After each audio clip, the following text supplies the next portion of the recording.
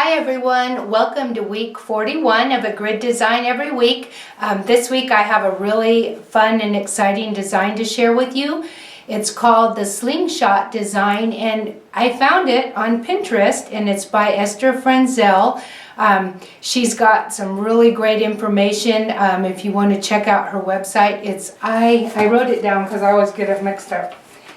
I patch and quilt. So she's got a Facebook page, an Instagram page, she's got patterns on Craftsy, she does a blog, so check her out, Esther Frenzel. She's from the Netherlands and she came up with this design, the Slingshot Design, and I asked for her permission and she granted me permission to share it with you guys. So come on over and I'll show you how to do it.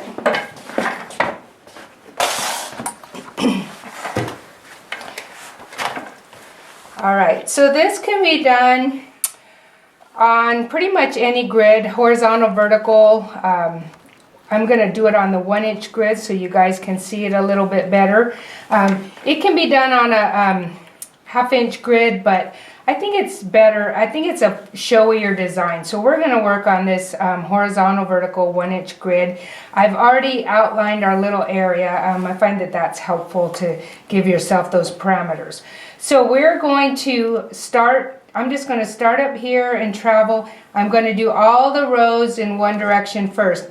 Once you get better at this, you could kind of bounce around like we do on some of our designs, but we're just going to keep it simple. So again, this is the Slingshot Design. So we're going to start here.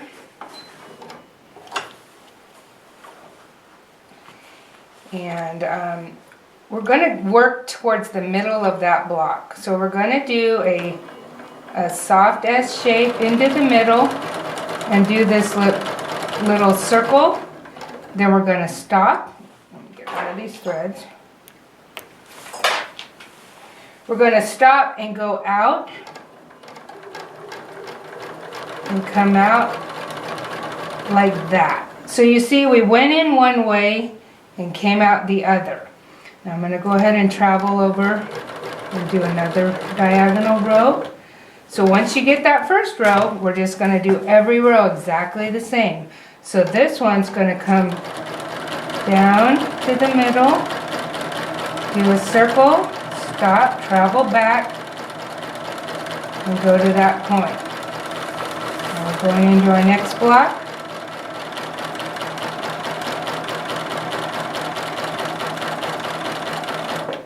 Okay, we'll travel down to the next row.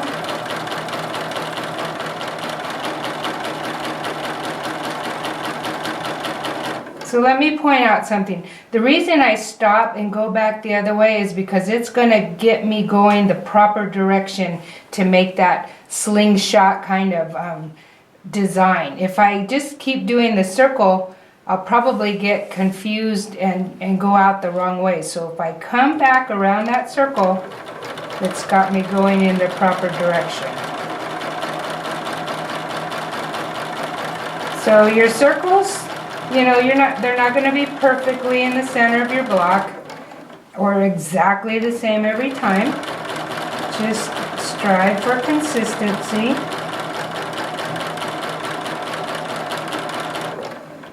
So you can see what it's looking like there.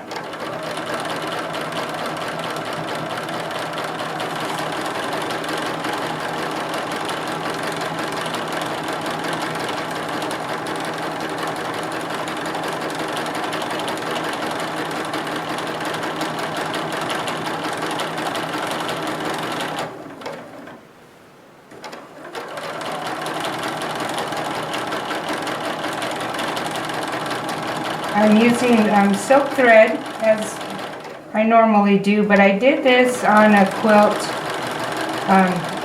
in just a little area on kind of a printed fabric, and I used a little heavier thread in a contrasting color and it looked really nice.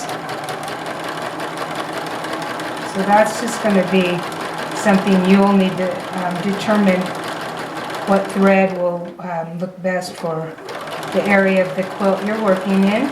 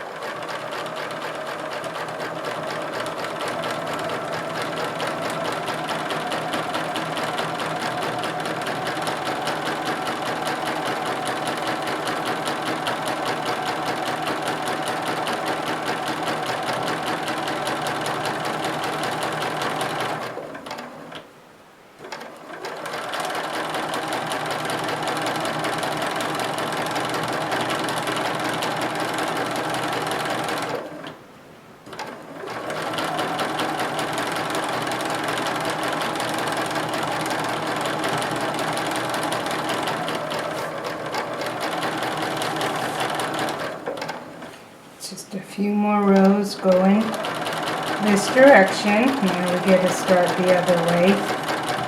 And you'll get to see how it all comes together.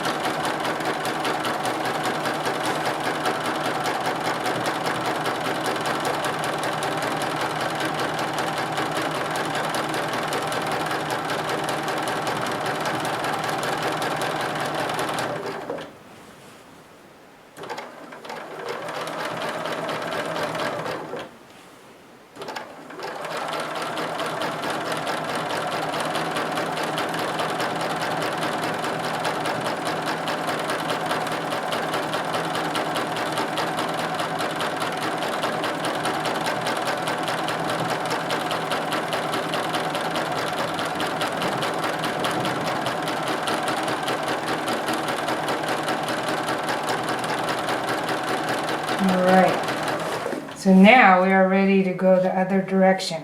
I'm going to go ahead and travel up to the top corner just so I can keep everything, all my ducks in a row. Okay, so the first one is where you're going to go, which way do I need to make my first curve? So this one started to the left, they're all going to be the same way. So we're going to go like this and go around that circle again, stop and come out. So you can see that little, I don't know what you would call it, a little whirligig or something. That's what we're forming. Alright, let me go over to the next square.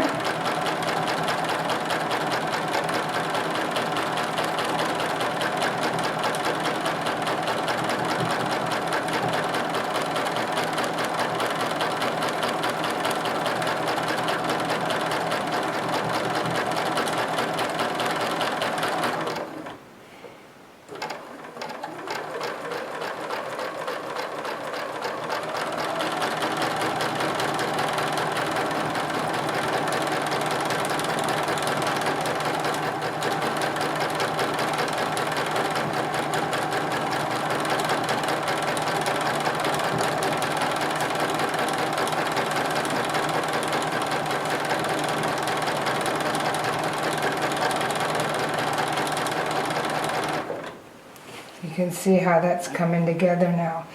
And as always, once I show you the back, you're going to get the full idea of the beauty of this design.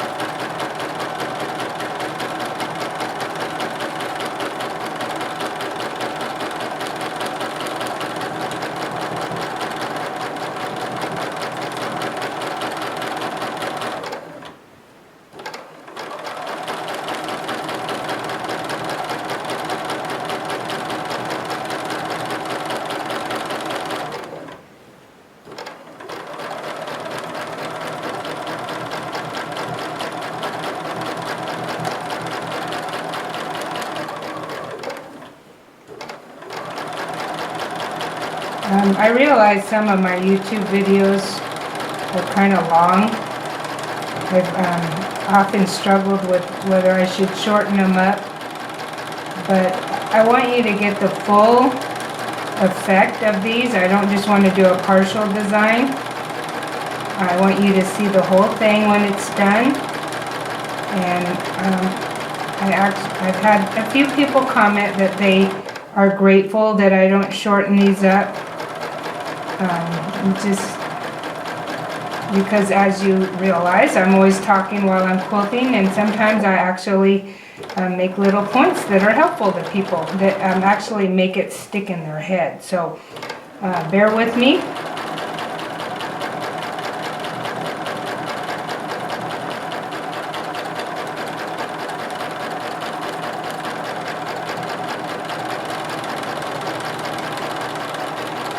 I guess there's a way to speed these up with your editing program, but I am not that sophisticated. I don't know how to do it, so.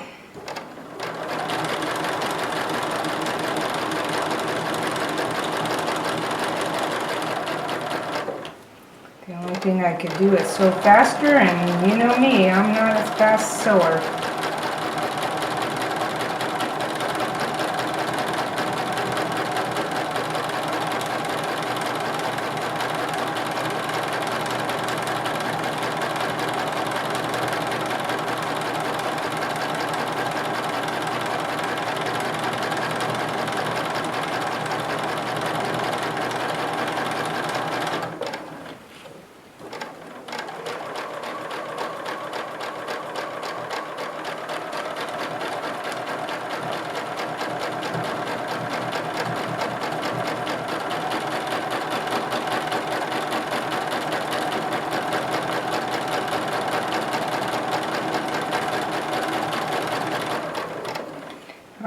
get one more little block.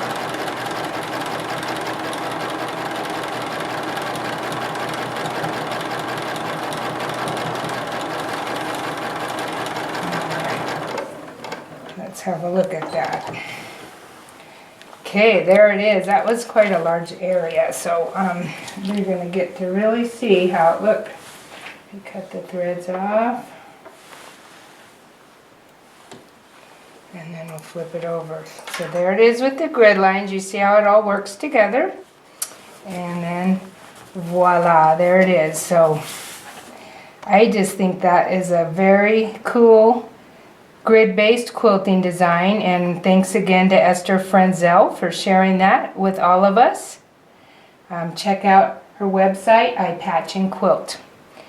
And like I said, she's got a blog and all kinds of great information, Instagram account, everything. So you might want to follow her and learn lots of cool stuff from Esther. Alrighty, so that's it for this week, week 41.